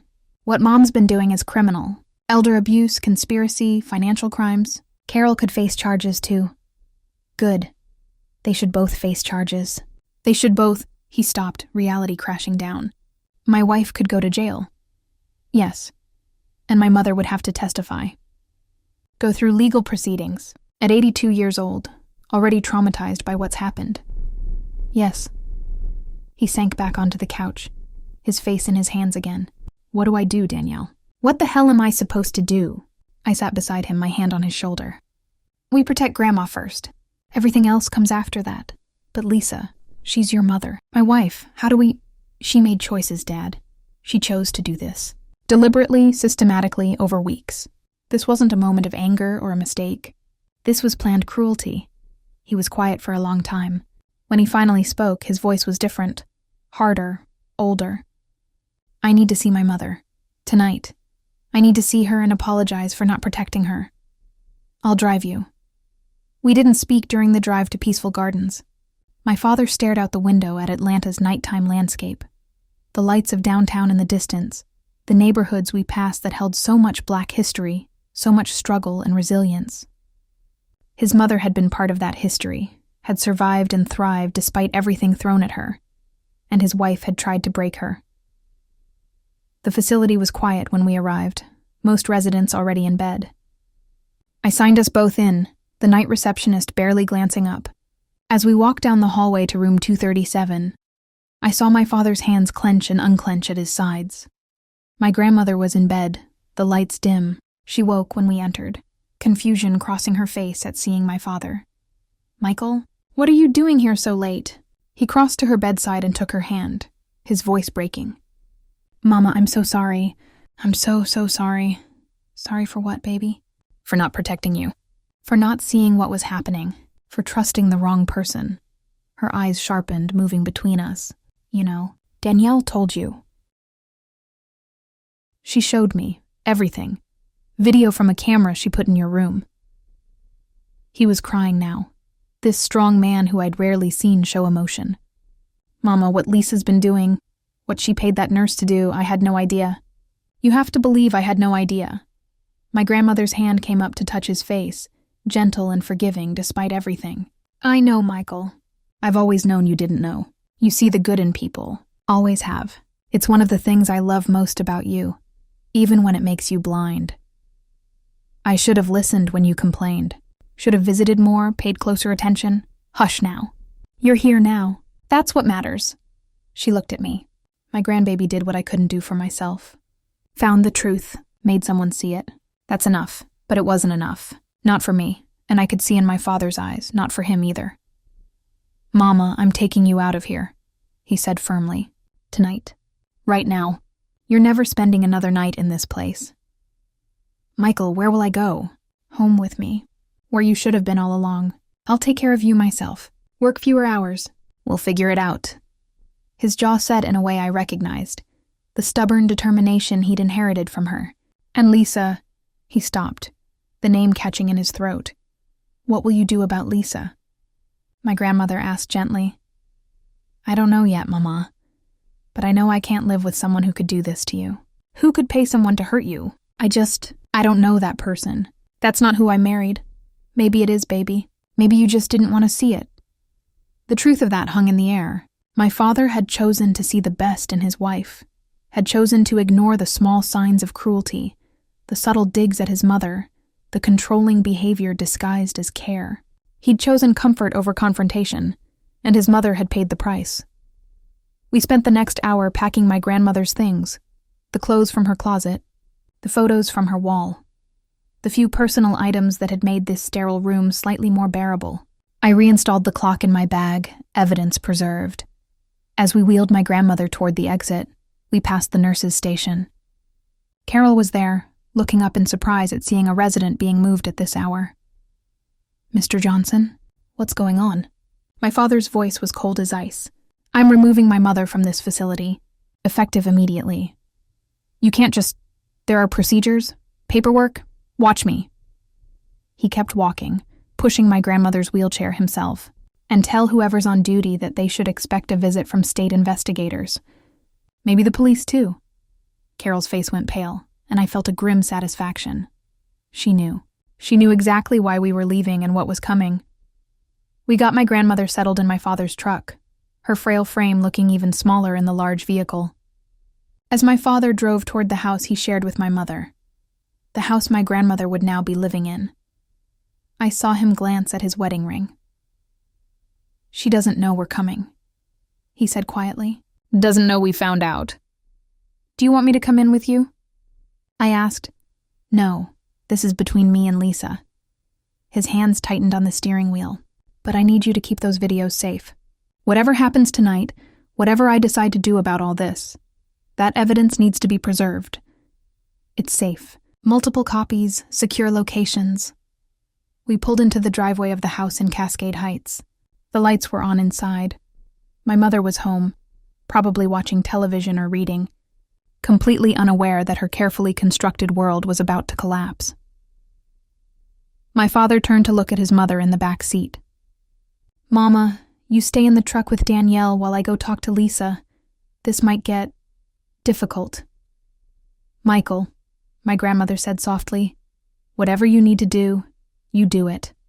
Don't worry about me. Don't let guilt or love or history make you weak. What she did, that can't be forgiven. That can't be overlooked." He nodded, kissed her hand, and got out of the truck. I watched my father walk toward his house, toward the confrontation that would end his marriage and possibly send his wife to prison. His shoulders were squared, his stride purposeful. He'd made his choice. My grandmother reached forward from the back seat to squeeze my shoulder. "You did good, baby girl. You fought for me when I couldn't fight for myself. That's what family does. That's what love looks like. Truth. Even when it costs everything." Through the truck's windshield, we watched my father open the front door and disappear inside. The night was quiet except for distant traffic and the sound of crickets. Atlanta breathed around us, this city of so much history, so much struggle, so much resilience. And inside that house, the truth was finally being spoken. We sat in the truck for what felt like hours but was probably only 20 minutes. My grandmother dozed in the back seat, exhausted from the evening's events. I kept my eyes fixed on the house, watching shadows move behind the curtains, imagining the conversation happening inside those walls. Part of me wanted to go in, to witness my mother's face when confronted with the evidence, to hear whatever excuses or justifications she might offer. But this wasn't my confrontation to have. This was between my father and the woman he'd trusted for nearly a quarter century. This was between a husband and a wife, a son and the woman who'd hurt his mother. My phone buzzed. "A text from Jasmine. You okay?" "Haven't heard from you all day," I typed back. "It's happening. Dad knows everything. He's confronting Mom now. Holy shit. You need me to come?" "No, but thank you. I'll call you tomorrow. Be safe, Danny. Love you." The front door of the house opened suddenly, and my mother stepped out onto the porch. Even from the truck, I could see her posture, rigid, defensive. She was still dressed perfectly, hair styled, makeup intact. The image of suburban respectability.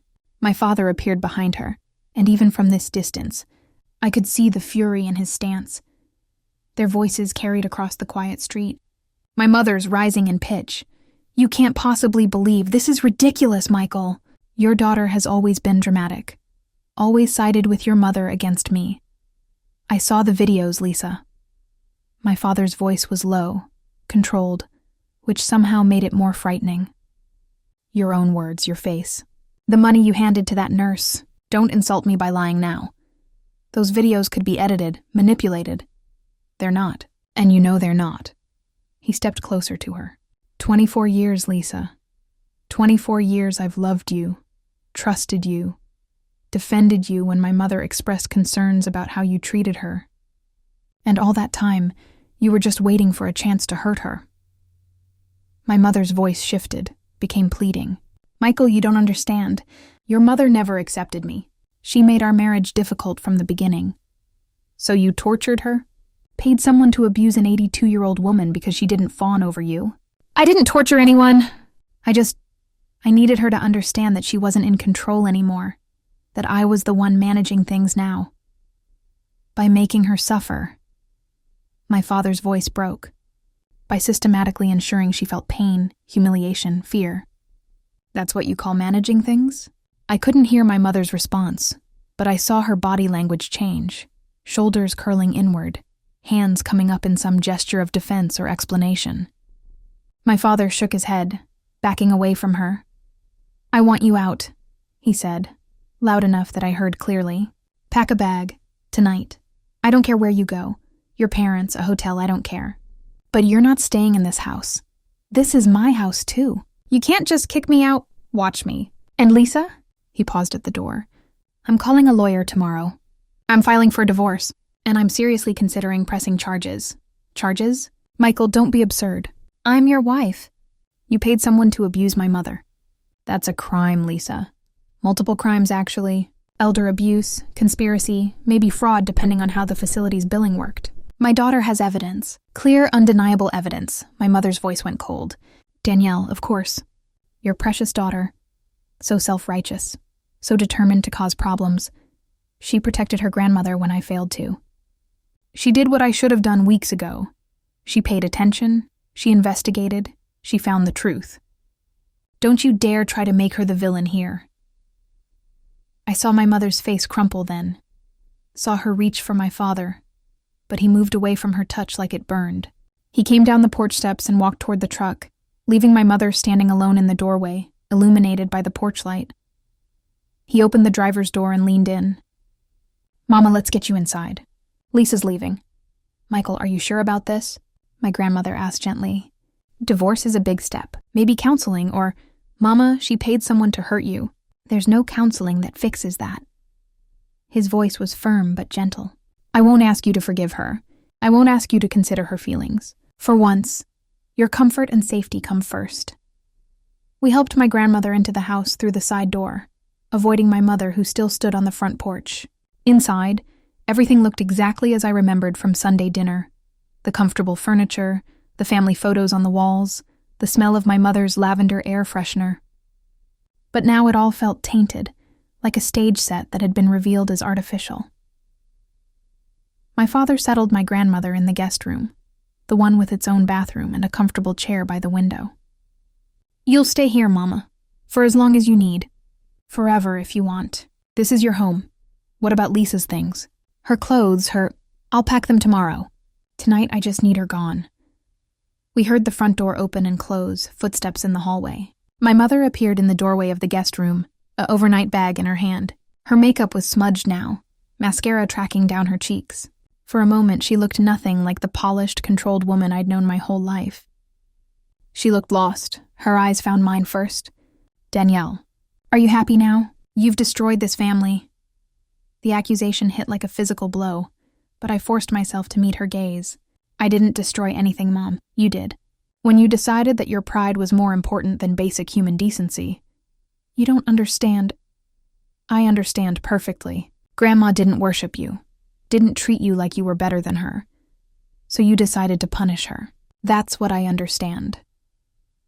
My mother's eyes moved to my grandmother, sitting small and fragile in the chair.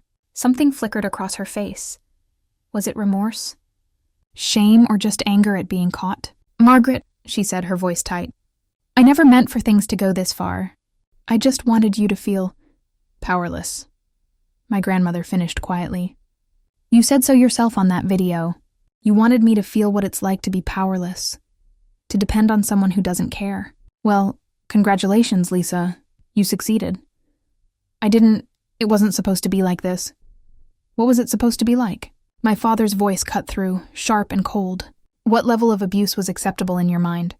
What amount of suffering was proportionate to whatever slight you imagined my mother committed? My mother opened her mouth, closed it, opened it again. No words came out. What could she say? What justification existed for what she'd done? Leave, Lisa, my father said finally, before I changed my mind about calling the police tonight. She looked at each of us in turn. My father, whose face had become that of a stranger. My grandmother, who watched her with something like pity. And me, holding my phone that contained the evidence of her crimes. Then she turned and walked out, her heels clicking on the hardwood floor, the front door closing behind her with a definitive sound. The silence after she left felt enormous. My father sat heavily on the edge of the guest bed, his head in his hands. I married a monster. How did I not see it? She wasn't always a monster, my grandmother said softly. Or maybe she was and she just hid it well. People are complicated, Michael. They can be kind to some and cruel to others. They can love and hate simultaneously. Your wife loved you, I believe that. She just hated me more. That doesn't excuse— No, it doesn't. I'm not excusing anything. I'm just saying, people aren't simple. Evil isn't always obvious. I thought about all the years I'd spent with my mother. The birthday parties she'd planned. The scraped knees she'd bandaged. The school projects she'd helped with. Had that love been real? Or had it all been performance? Another way to maintain her image as the perfect wife and mother. Maybe both could be true. Maybe she genuinely loved me while simultaneously being capable of orchestrating my grandmother's suffering. The human capacity for contradiction was vast and terrifying. "What happens now?" I asked. My father looked up, his face aged by the events of the night. "Tomorrow I call a divorce lawyer. I call the state ombudsman to report the facility, and I decide whether to involve the police. That nurse, Carol. She should face consequences," I said. "She will. The videos show clear abuse, clear financial transactions. The facility will have to investigate, probably fire her. Whether they press charges," he shrugged. "That might depend on whether we press charges against Lisa." The room fell quiet again. We were all thinking the same thing. Pressing charges meant going public, meant trials and testimony, meant my grandmother having to relive her trauma in a courtroom. It meant my mother potentially going to jail, our family's private dysfunction becoming public record. But not pressing charges meant Carol walked away, probably to abuse someone else at another facility. It meant my mother faced no real consequences beyond divorce. It meant justice deferred, denied, compromised. "I want to think about it," my grandmother said finally. "Before we decide anything, I want to sleep in a real bed, in a safe place, and think clearly about what I want to happen. I've been through enough. I deserve to make this choice for myself." "Of course, Mama," my father said. "Whatever you decide, we'll support." I stayed another hour, helping my father gather things my grandmother might need. Her medications, comfortable clothes, her reading glasses. We moved around each other carefully, both processing the seismic shift our family had just experienced. As I prepared to leave, my father walked me to my car. "Thank you," he said quietly, "for seeing what I didn't see, for having the courage to act when I was too blind or too cowardly." "Dad, no, let me finish. I failed my mother. I chose comfortable ignorance over difficult truth. You didn't. You fought for her even when it meant fighting against your own mother. That's real courage, Danielle. That's real love." I hugged him. This man who'd worked so hard to provide for us, who'd loved so deeply but not always wisely. "We'll get through this, Dad, all of us. Will we?"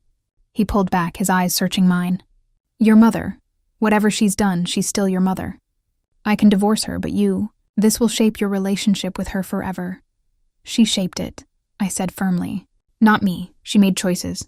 She has to live with the consequences." Driving home through Atlanta's quiet streets, I felt hollow, exhausted, but also oddly clear. The confrontation was over. The truth was exposed. My grandmother was safe, but the hard part, deciding what justice looked like, what forgiveness might mean, how to move forward from this, that was all still ahead.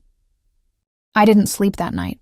I lay in my bed staring at the ceiling, my phone clutched in my hand, half expecting it to ring with some new crisis. But the night remained quiet. And when dawn finally broke over Atlanta, painting my apartment walls with pale light, I felt like I'd aged years in the span of hours. My phone buzzed at 7 a.m. My father, "Can you come over? Mama wants to talk to both of us." I showered quickly, threw on clothes, and drove through morning traffic to Cascade Heights. The neighborhood looked different in daylight. Normal families starting normal days, unaware that the house at the end of the block had just imploded from secrets finally exposed. My father looked like he hadn't slept either. He answered the door in sweatpants and an old t-shirt, his eyes red-rimmed. "Coffee's on," he said, stepping aside to let me in. The house felt different without my mother's presence. Emptier, but also somehow more breathable, like a weight had been lifted. My grandmother sat at the kitchen table, dressed in one of her own nightgowns that my father must have retrieved from her old house. She looked small but more alert than I'd seen her in weeks. "Morning, baby girl," she said as I poured coffee. "Morning, Grandma. How'd you sleep?" "Better than I have in months. No one woke me for midnight medications. No one came in to be cruel just because they could." She wrapped her hands around her own coffee mug. I forgot what it felt like to sleep without fear. That simple statement broke my heart all over again. We sat together at the table, 3 generations of the Johnson family, and the silence stretched between us until my grandmother finally spoke. "I've been thinking all night about what I want to do," she said. "About Carol, about Lisa, about consequences and justice and what any of it means." My father and I waited, letting her take her time. Part of me wants to press charges, wants to see Lisa face a courtroom, face public judgment for what she did, wants that nurse to lose her license, face criminal penalties. She paused, sipping her coffee. But another part of me is just tired. So tired of fighting, of being the victim, of having my pain be the center of everything. "Mama, whatever you decide," my father started. She held up a hand. "Let me finish, Michael. I've earned the right to say this without interruption." He nodded, chastened.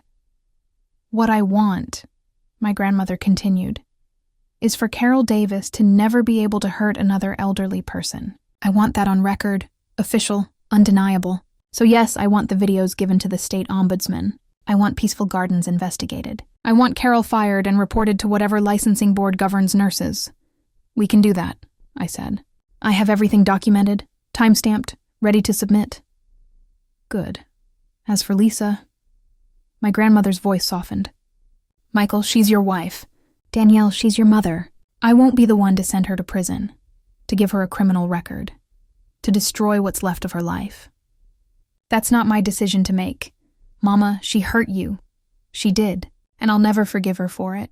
But revenge isn't the same as justice, and I'm too old to pretend I don't know the difference." She looked at my father with infinite gentleness. "If you want to press criminal charges, I'll support you.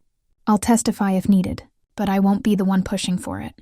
That choice belongs to her family, not to me." The wisdom in that took my breath away. Even after everything, my grandmother was thinking about us, about what we could live with, what we'd have to carry. "I want her to know I know," my grandmother added. "I want her to sit with the knowledge that her cruelty was seen, documented, exposed. I want her to understand that she didn't break me, that I'm still here, still standing. Sometimes that's punishment enough, living with who you've revealed yourself to be." My father was crying again, quiet tears tracking down his face. "You're too good, Mama. Too forgiving." "I'm not forgiving anything. I'm choosing what battles to fight at 82 years old. There's a difference." We spent the next hour making plans. My father would contact a divorce attorney that morning. I would compile all the video evidence and written documentation to submit to the state ombudsman and the Georgia Department of Community Health. We'd request a formal investigation of Peaceful Gardens, and specifically of Carol Davis's conduct. "What about the other residents?" I asked suddenly. "If Carol was willing to abuse Grandma for money, who's to say she's not abusing others?" My father's jaw tightened. "That's exactly why this needs to be reported. Your grandmother might choose not to press criminal charges against Lisa, but that doesn't mean we let the facility and that nurse off the hook." "I want you to write about it," my grandmother said, looking at me. "Not now, not while it's raw. But eventually, you're studying journalism. You want to tell stories that matter. Well, this matters. Elder abuse matters. The way society warehouses old people matters. Tell that story, baby girl. Make something meaningful come from all this pain." The idea resonated immediately. This wasn't just our family's private tragedy. It was a systemic issue. How many other elderly people were suffering in silence? How many other families were too busy, too trusting, too disconnected to see what was happening behind institutional walls? "I will," I promised. "When the time is right, I'll tell this story." Around noon, my father's phone rang. My mother's name on the screen. We all stared at it for a moment before he answered, putting it on speaker. "Michael." Her voice sounded hollow, exhausted. "Can we talk?" "I don't know what there is to say, Lisa. Please. I need you to understand. I need to explain what? How you paid someone to abuse my mother. How you systematically arranged for her to suffer. There's no explanation that makes that okay." A long silence. Then, "I was jealous." The admission hung in the air. "Your mother always came first," my mother continued, her voice thick. "Before we were even married, I knew. She'd raised you alone, sacrificed everything, and you loved her with this. This devotion I could never compete with. Every decision we made, you'd consider what she'd think. Every holiday she was there. Every milestone she was part of it. And I wanted to matter more, to be the priority. So you tortured an old woman? My father's voice was incredulous. I didn't mean for it to go that far. At first, I just wanted her to feel uncomfortable enough to ask to leave, to admit she couldn't handle independent living. Then maybe she'd move somewhere far away, and you and I could finally have a life that was just ours. Her voice broke. But then she complained about the staff, and you still didn't visit much, and I realized she was completely dependent on whatever I told you. And it felt powerful. Finally being the one in control. I felt sick listening to her rationalize, watching my father's face contort with pain and disgust. When did you realize you'd become a monster? My grandmother asked quietly, speaking for the first time. Another long silence. When I saw Danielle's face yesterday. When I realized my own daughter was looking at me like I was evil, that's when I knew I'd gone too far. Not when you were hurting me, my grandmother said. Not when you were paying Carol to make me suffer. Only when you got caught. Only when it affected your image. Margaret, don't try to apologize to me. Don't ask for forgiveness. You wanted me to feel powerless, and I did. You wanted me to suffer, and I did. You succeeded, Lisa. Congratulations. I never wanted to hurt you this badly. You wanted to hurt me exactly this badly. My grandmother interrupted, her voice steel. You just didn't want anyone to know about it. There's a difference. My mother was crying now. I could hear it in her breathing. What happens now? Do you press charges? Do I go to jail? We're reporting Carol in the facility, my father said. Mama's decided not to press criminal charges against you personally. But Lisa, we're done. The divorce papers will be filed this week. And I don't want to see you, talk to you, or have any contact beyond what's legally necessary. And Danielle? My mother's voice was small. Do I lose my daughter too? Everyone looked at me. The question I'd been avoiding, the choice I'd been dreading. What did I owe the woman who'd raised me but had also revealed herself capable of calculated cruelty? I don't know, Mom, I said honestly. Right now I can't look at you without seeing what you did. Without seeing Grandma's face in those videos. Maybe someday that'll change. But right now, I need distance. I need time to figure out if there's anything left between us worth salvaging. Danielle, please. I have to go, I said, and nodded to my father. He ended the call. The three of us sat in silence, the weight of finality settling over us. My mother was gone from our lives, not through death, but through her own actions. The family structure I'd known my entire life had collapsed, and we were left to figure out what came next.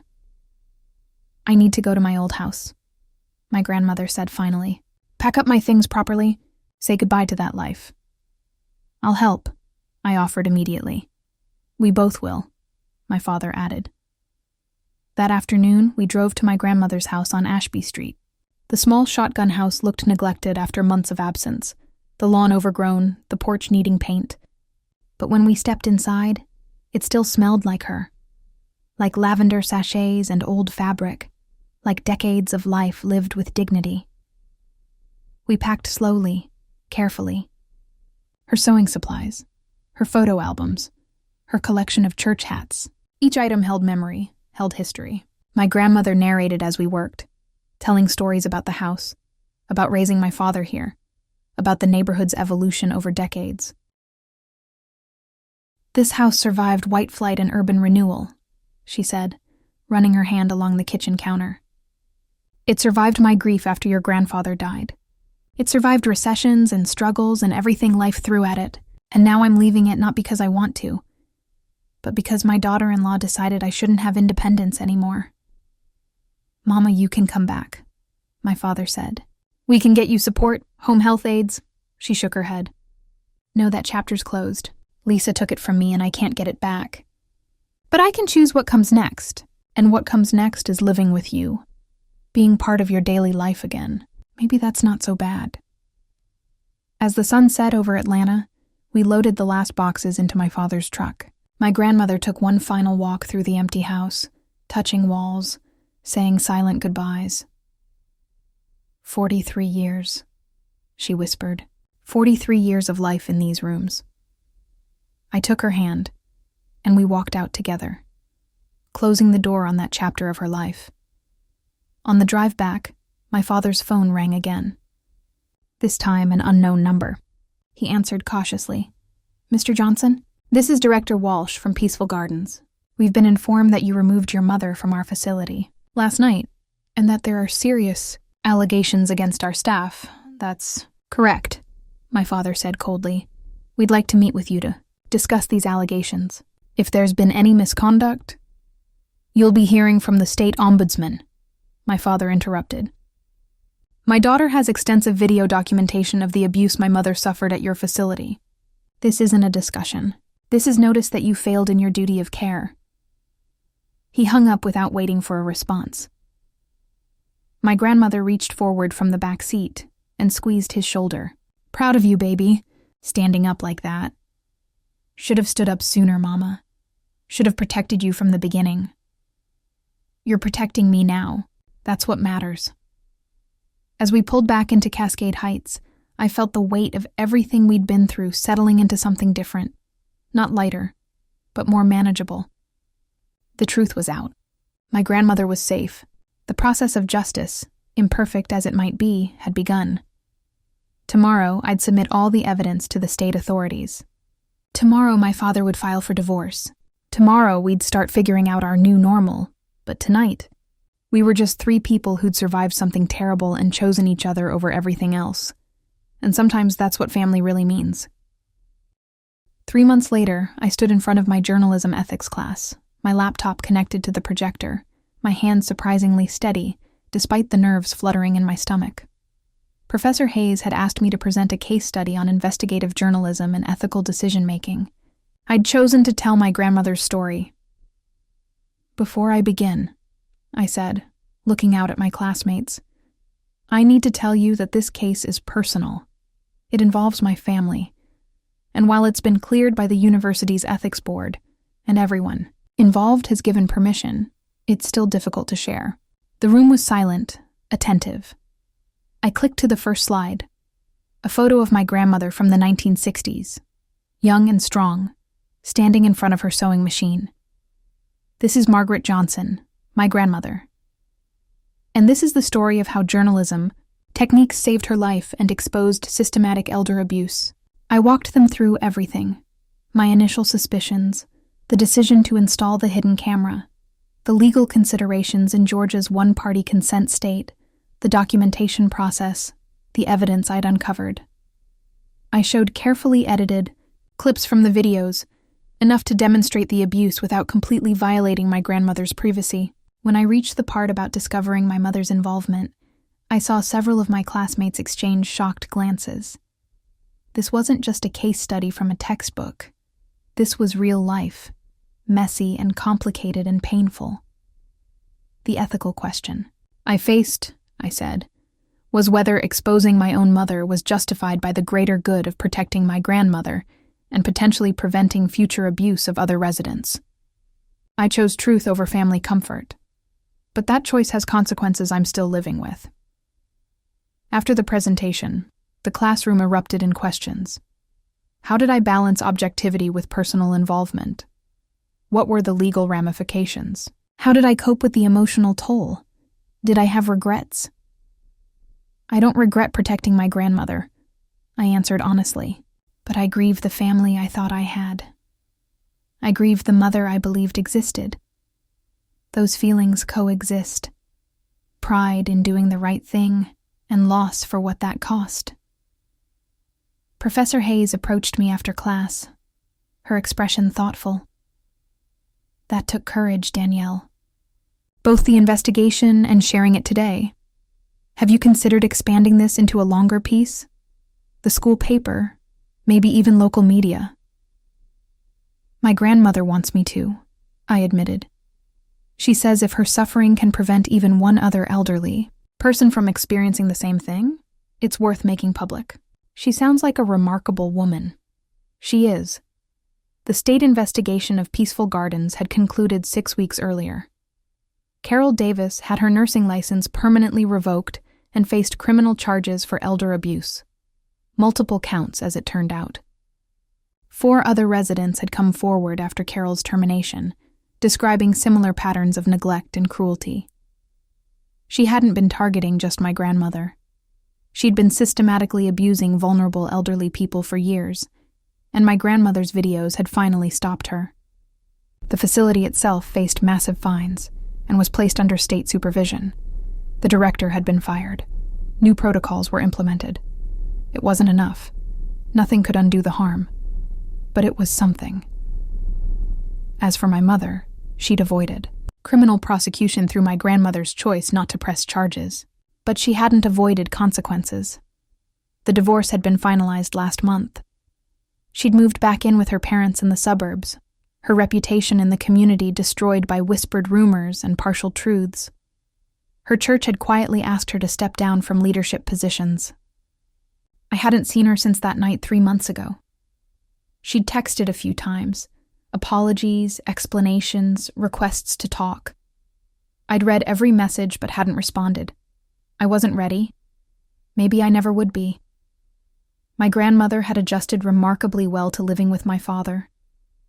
The guest room had become truly hers, filled with her sewing supplies, her photos, her lifetime of accumulated treasures. My father had hired a part-time caregiver to help during the day while he worked, but he'd cut his hours significantly to spend more time at home. Their relationship had transformed into something beautiful. My father, finally freed from the tension between his mother and his wife, could simply love his mother without complication. And my grandmother, safe and cared for, had regained the sparkle that institutional living had dimmed. I visited at least 3 times a week, often staying for dinner. We'd sit at the kitchen table, the same table where I'd shown my father those devastating videos, and talk about everything from politics to family history to my studies. My grandmother was helping me write a comprehensive article about elder abuse for submission to the Atlanta Journal-Constitution. "Don't make me the hero," she'd insisted. "Make it about the system, about how we warehouse elderly people and then act surprised when they're mistreated, about how families get too busy or too uncomfortable to really see what's happening." On this particular evening, 3 months after everything had changed, I arrived to find my grandmother in her sewing room, working on a quilt. Her hands, though aged and marked with arthritis, still moved with practiced skill. "What are you making?" I asked, settling into the chair beside her. "Memory quilt. Pieces from all the important fabrics of my life. Scraps from dresses I made, for church, from your baby blankets, from curtains that hung in this house." She held up a square of yellow cotton. "This was from my wedding dress. Can you believe I still had a piece after all these years?" I watched her work, the methodical piecing together of fragments into something cohesive and beautiful. It felt like a metaphor for what we were all doing, taking the broken pieces of our family and trying to create something new. "Have you thought any more about talking to your mother?" she asked, not looking up from her stitching. "Grandma, I know it's hard. I know what she did. But Danielle, holding on to anger and hurt, it's heavy. I should know. I carried plenty of it myself over the years." "She hurt you, deliberately. How can you even suggest I forgive her?" "I'm not suggesting forgiveness. I'm suggesting release." She finally looked at me, her dark eyes wise. "You can acknowledge what she did was wrong, unforgivable even, and still choose not to carry the weight of it forever. That's not for her benefit. That's for yours." I sat with that for a moment. "I don't know if I can. You don't have to decide today, or this year. But someday, maybe you'll find that living with all this rage costs more than you want to pay." She returned to her stitching. "Or maybe you won't. Maybe some betrayals are too deep. Either way, you get to choose. That's the gift of survival. You get to choose what comes next." My father came home then, carrying takeout from Busy Bee. Cafe, soul food that filled the house with the smell of fried chicken and collard greens. We ate together, laughing at my father's stories about difficult customers at the shop, my grandmother's commentary on the church gossip she'd heard from friends who still visited. This was our new normal. Smaller, quieter, but honest in a way the old version never had been. After dinner, my phone buzzed with an email notification. The Atlanta Journal-Constitution editor I'd contacted about the elder abuse piece wanted to schedule a meeting.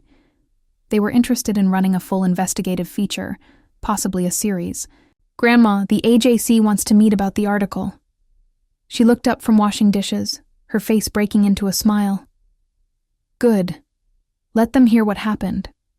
Let them understand that this isn't just one bad nurse or one dysfunctional family.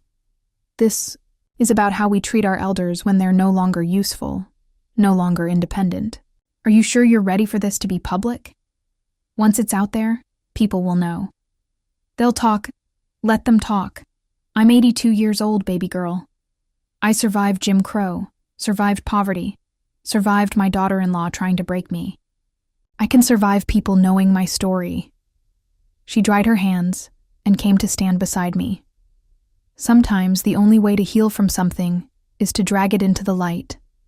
No more secrets, no more shame, just truth.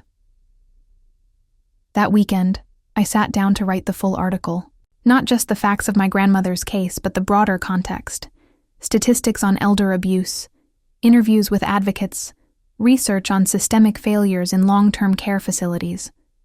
I wrote about the financial incentives that led facilities to understaff, about how society's discomfort with aging made us complicit in warehousing elderly people, about how family dynamics and busy lives created opportunities for abuse to flourish unseen.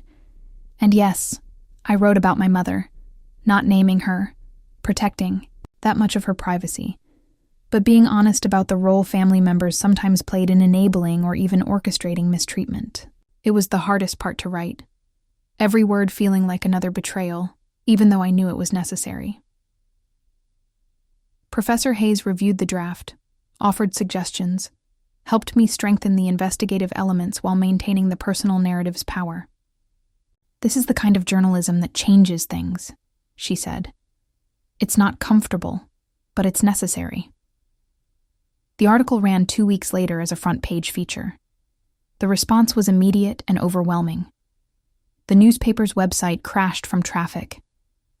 My inbox flooded with messages, other families sharing their stories, elderly people thanking me for speaking up, social workers and advocates praising the article's depth. But there were also angry messages. People who thought I'd betrayed my mother, who accused me of destroying my family for attention, who questioned my motives and my methods. The criticism stung, even though I'd expected it. "You can't please everyone," my grandmother said when I showed her some of the negative comments. "Some people are more comfortable with silence than truth. That's their limitation, not yours." The article led to real change. The state legislature announced hearings on long-term care facility oversight. Several other families came forward with complaints about peaceful gardens and similar facilities, leading to broader investigations. Advocacy groups used my article as evidence in their push for stronger protections. My grandmother became something of a local celebrity, appearing on news segments and speaking at community forums about elder rights. She was magnificent, articulate, dignified, refusing to be defined as a victim, even as she advocated for better protections.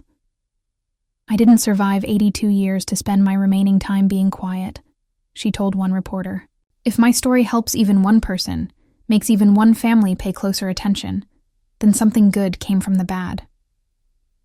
6 months after that terrible night when everything exploded, I received a letter.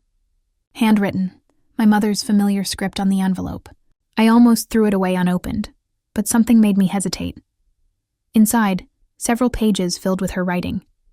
Not excuses this time, not justifications, just truth as she understood it. "Danielle, I don't expect you to read this. I don't expect forgiveness or even understanding. But I need to say these things, even if you never respond. I was wrong. Completely, unforgivably wrong. What I did to your grandmother was cruel and indefensible. I can blame jealousy, insecurity, resentment, all of that was true. But none of it justifies paying someone to hurt an elderly woman who couldn't fight back. Therapy has helped me see how my need for control, my inability to accept not being the center of your father's world, twisted into something monstrous. I became someone I don't recognize, someone I'm ashamed to have been, I'm not asking you to forgive me. I'm not asking for a relationship. I just needed you to know that I see what I did. I understand why you exposed it. And I'm proud of you for being brave enough to choose truth over family loyalty. That took more courage than I've ever had. Your grandmother is an incredible woman. I see that now, too late. She survived what I tried to do to her and came out stronger. Meanwhile, I'm left living with who I became in the darkness. I love you, Danielle. I always have. I'm sorry I showed you such an ugly version of what love can become when it's mixed with jealousy and resentment. I don't expect to hear from you. But I wanted you to know, I'm working to become someone better. Someone who might someday deserve to be called your mother again. Lisa, I read the letter 3 times, tears streaming down my face. It didn't fix anything. It didn't undo the damage, but it was honest in a way my mother had rarely been, and that mattered. I showed it to my grandmother. She read it slowly, then folded it carefully and handed it back. What do you want to do? I don't know. Part of me wants to respond, wants to believe she's really changing, but part of me thinks it's too late, that too much trust was broken. Both can be true, my grandmother said gently. You can hope she becomes better while still protecting yourself from who she was. You don't owe her your forgiveness or your presence, but you also don't have to carry hatred forever. You can just let it be complicated, so that's what I did. I wrote back, a brief note acknowledging her letter, thanking her for the honesty, but making clear that I needed more time, maybe years, before I could consider rebuilding any kind of relationship. I wished her well with her therapy and her journey toward being better, and then I let it go. Not forgiveness, not reconciliation, but release from the need to resolve it immediately. Some wounds took time. Some family relationships never fully healed. That was okay. A year after everything changed, I graduated from Georgia State with honors and a job offer from the AJC to continue covering social justice issues. My grandmother attended the ceremony, seated proudly in the front row next to my father. She wore one of her church hats, spectacular purple with cream flowers, and beamed through the entire ceremony. That evening, we celebrated at the house on Cascade Heights, just the 3 of us, plus Jasmine and a few close friends. My grandmother's memory quilt, finally finished, hung on the wall, a testimony to survival, to perseverance, to the way broken pieces could create something beautiful. To Danielle, my father said, raising his glass, for her courage, her integrity, and her unwavering commitment to truth. To family, my grandmother added, her eyes on mine. The one we're born into and the one we choose to create. We clinked glasses, and I looked around at these people who'd stood by me through everything, who'd chosen truth over comfort, justice over silence, love over easy peace. My phone buzzed with a text from a number I'd deleted but still recognized. My mother. Congratulations on your graduation. I'm proud of you, I showed my grandmother. She squeezed my hand. You don't have to respond. I know. And I didn't. Not then. Maybe someday. Maybe never. But I'd learned that I could hold the complexity. That my mother could be both someone who'd loved me and someone who'd done terrible things. That I could grieve who I thought she was while refusing to excuse who she'd become. Late that night, after everyone had gone home, I sat on the porch with my grandmother. The Atlanta summer air was thick and warm, carrying the sound of distant music and neighborhood conversations. Thank you, I said quietly. For what, baby? For trusting me to fight for you. For being brave enough to let me expose the truth. For surviving. She took my hand, her grip surprisingly strong. No, thank you. For seeing me when no one else did. For believing me when everyone said I was confused. For loving me enough to risk everything. We sat in comfortable silence, 2 generations of Black women who'd fought their own battles, who'd survived their own wars. My grandmother had faced segregation and poverty. I'd faced the destruction of my family to save hers. Different struggles, different times. But the same core requirement, the courage to stand up when staying silent, would be easier. What you did, my grandmother said eventually. Documenting everything, exposing it, writing about it. That's how change happens. Not through big dramatic moments, but through people like you refusing to look away from injustice, even when it's uncomfortable. Even when it costs you, it cost us all something. Yes, but we survived. We're here together, building something new from the ruins. "That's not nothing, Danielle. That's everything." I looked at this woman beside me, 83 years old now, marked by age and struggle but unbroken, unbowed, still fierce in her quiet way. She'd survived what my mother had tried to do to her. More than survived. She'd found peace, found joy, found purpose in sharing her story so others might be spared. If that wasn't redemption, I didn't know what was. The story didn't have a neat ending. My mother was working on herself but remained distant. Carol faced trial in the coming months. The facility reforms were being implemented but met resistance from industry groups concerned about costs. Change was slow, imperfect, ongoing. But my grandmother was safe.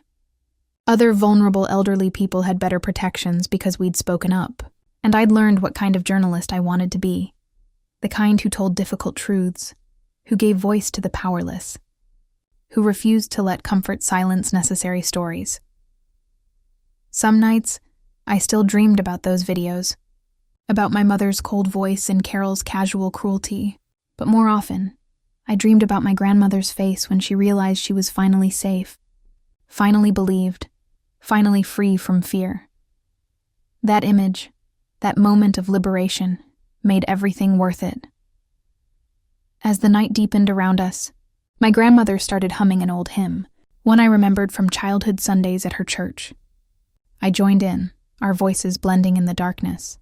Two women who'd fought their battles and emerged scarred but whole. We couldn't change the past. We couldn't erase what had happened or restore what had been lost, but we could choose how to move forward, with truth, with dignity, with the kind of love that demanded justice even when it was uncomfortable. And in the end, that was the story I'd been meant to tell. Not just about elder abuse or family betrayal, but about the power of bearing witness, of refusing silence, of loving someone enough to fight for them even when the cost was high. My grandmother squeezed my hand once more, and we sat together in the Atlanta night. Survivors both, ready for whatever came next.